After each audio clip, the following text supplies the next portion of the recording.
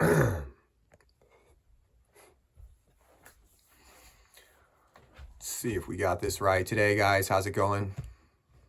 Everybody out there, thanks for tuning in. Today we're talking about the BassMaster Classic. We're talking about the BassMaster series. We're talking about the FLW. We're talking about all these different tournament scenes that are and have allowed the sport of bass fishing to be compromised. They've literally sold out, and they're willing to compromise the integrity of the sport, the history of the sport, and everything that it is for money. And it's really sad that, you know, the biggest of the biggest, they're you know, there's a lot of money being there's a lot of money involved right now with technology that's out there. And there's a lot of people, and I want you guys to really pay attention. There's a lot of people out there that want a certain level playing field. They want to have the ability to essentially where everyone in the tournament scene, as well as people that are, you know, hunting trophy fish, you know, and they spend a lifetime dedicated to such things, that these people have a level playing ground. I mean, we can talk all day about guys that back in the, you know, 40s to the 1990s were using live crawfish and live minnows and all these different types of things to catch bass. And as we respect the fish that they caught, they were very impressive fish. It's just to forget that they were caught on live bait would be a detrimental error. I mean, it would be disrespectful to every angler who went out there with artificial baits, with more of a purist mentality, where the guy who's using live bait, the guy who uses nets to catch fish, because there are Native Americans that can still use nets today legally in any of their bodies of water, and they do. I've seen it firsthand. So people use a lot of different techniques, a lot of different methods, and a lot of different technology to catch fish.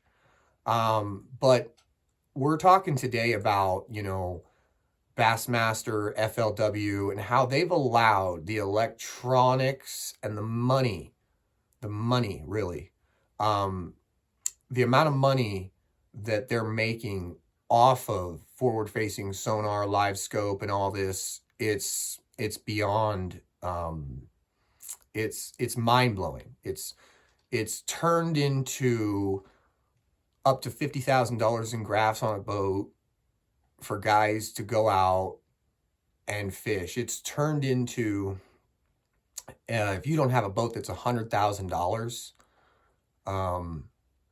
you're kind of like the poor guy. You're kind of like the guy that, you know, you feel like, you know, and so what I'm trying to say is, at a certain extent, you know, it has to stop. We have to stop talking about how much money this cost and look at this technology, and let's get back to the sport of fishing. Let's get back to the history of fishing.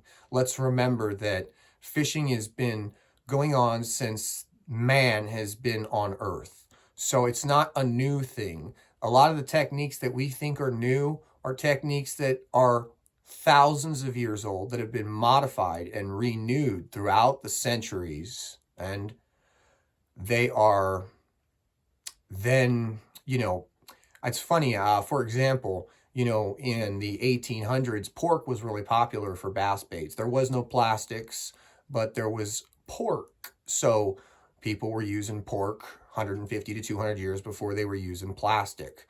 Now, when plastic entered the scene, you know, there was a lot of fish being caught, you know, brand new, never seen it before, man's jelly worms. Well, that died off really quick.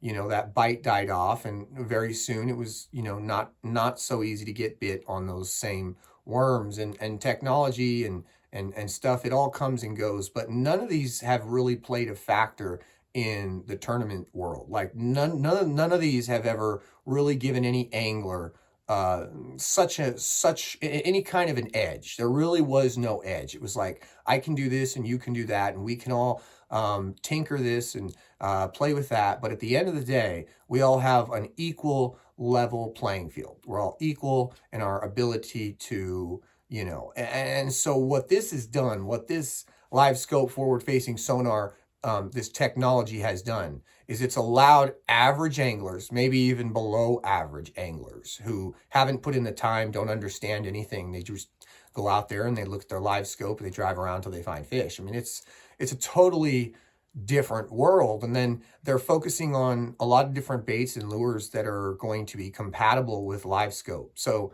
they're specifically looking for lures that are going to be easily fished with the technique of the forward facing or the downward facing sonar, live scope, and FFS. And what this is going to do is it means that, they're going to key in on, say, 3 different types of baits, 3 different presentations.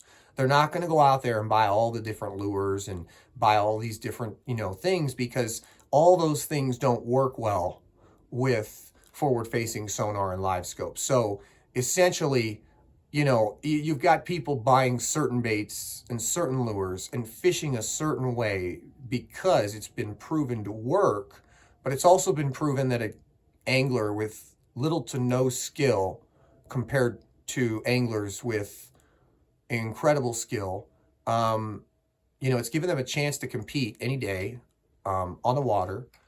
So I just feel like we have to take a step back and we have to assess, like, what if there was a way in which, you look at baseball, you look at golf, there's ways to modify things in sports. You can use the technology today in almost every sport in different ways, and you can allow that technology to give your athletes a better chance, a better, the ability to hit the ball further, the ability to be more precise, the actual ability to use the technology to compensate for your lack of skill is really what it is. I'm going to use all this technology to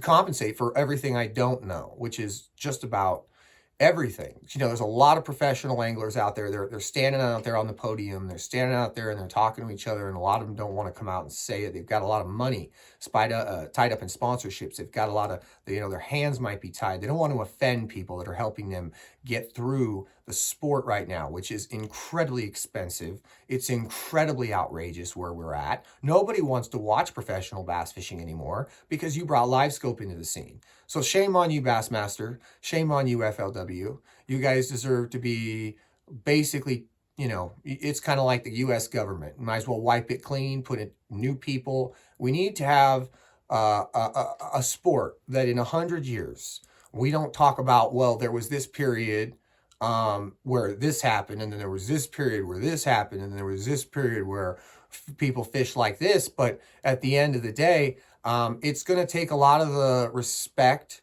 and the, what it took for the real angler, the serious angler, the guy that knows how to fish, what it took for him to get where he is, the amount of work and time and energy, the amount of sacrifice. And then you've got some guy who's got money, buys this forward-facing live scope, etc., and now they've got a chance to compete against the best of the best. Does that sound fair? Does that sound like a level? And then the best of the best, most of them, they're just like, well, we got to go with this because it's proven to work. Meaning it's proven to show you where the fish are, right? And once you know where the fish are, that's 99% of the ball game. I mean, if you told me, I can tell you where the fish are, or I can give you the magic lure, I'd say, tell me where the fish are. I can figure the rest out real quick. Tell me where they're at. I don't care about anything else. That's the number one most important piece of information. And they don't just have where they're at. They have the direction that they're facing. They have the direction that are they looking up? Are they looking down? So we know right away, are they feeding up? Are they feeding down? What direction are they feeding? Where's their ambush spot? Okay, what area would be best to bring my bait in? Okay, let's try some different angles. Let's try some different colors. Let's try a few different patterns.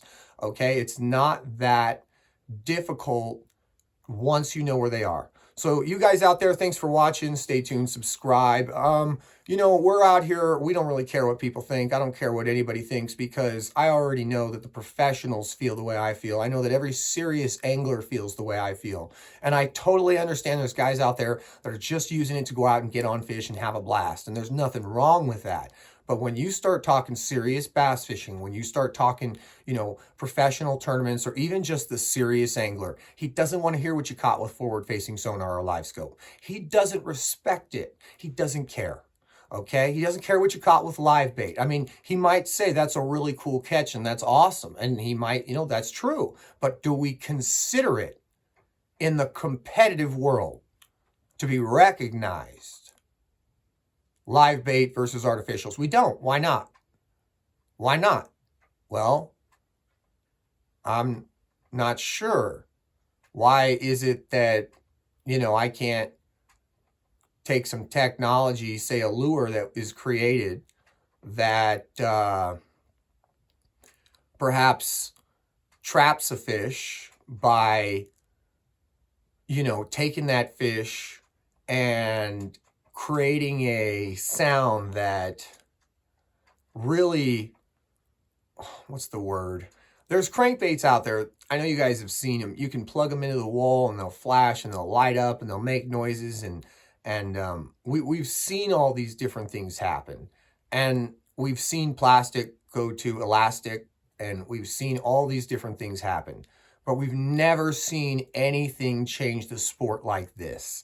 So in general, I hope you guys do understand what's coming out, what's going to be, you know, if you look at the industry of fishing and you look at the world of fishing and you've been a part of it, you're going to notice how fast it's changed. You're going to notice how many people are catching double-digit bass since Live Scope and FFS came out that were not catching double-digit bass before that.